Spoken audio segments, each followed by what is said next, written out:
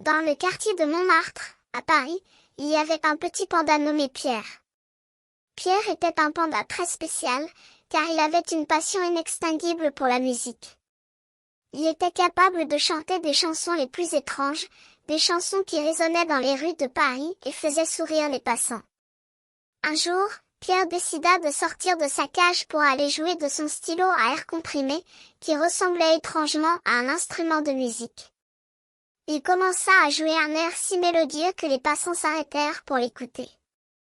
Les habitants du quartier, qu'il avait toujours considéré comme un simple panda, furent stupéfaits de voir qu'il était capable de jouer de cet instrument avec une telle maestria.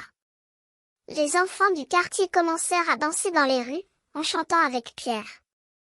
Ils criaient « P comme panda, panda comme stylo. P comme cochon, cochon comme toi. » Les musiciens de la ville vinrent écouter Pierre jouer, et ils furent tellement impressionnés qu'ils lui demandèrent de rejoindre leur orchestre. Pierre devint ainsi le premier panda à jouer dans un orchestre de Paris. Il continua à jouer de son stylo à air comprimé, et ses chansons devinrent célèbres dans tout le pays. Les gens vinrent de partout pour l'entendre jouer, et Pierre devint connu sous le nom de Pierre le panda de Montmartre. Mais Pierre n'oublia jamais ses racines, et il continua à jouer pour les enfants du quartier, qu'il adorait. Il devint ainsi un symbole de la créativité et de l'imagination, et sa musique continua à résonner dans les rues de Paris, faisant sourire les passants et les enfants qui l'entendaient jouer de son stylo à air comprimé.